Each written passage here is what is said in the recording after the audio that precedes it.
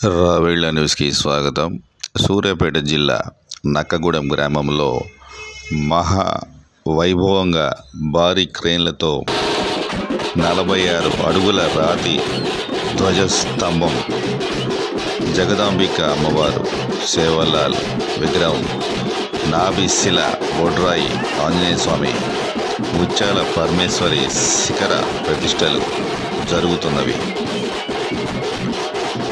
ఎర్రవరం బాల ఉగ్రనరసింహస్వామి ప్రధాన అర్చకులు రేబల్లె సర్పంచ్ గారి ఆధ్వర్యంలో ప్రతిష్టా కార్యక్రమాలు అంగరంగ వైభవంగా జరుగుతున్నాయి.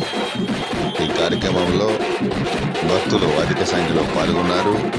వివిధ ప్రాంతం నుంచి ఏపీ, తెలంగాణ నుంచి భారీ సంఖ్యలో భక్తులు పాల్గొన్నారు.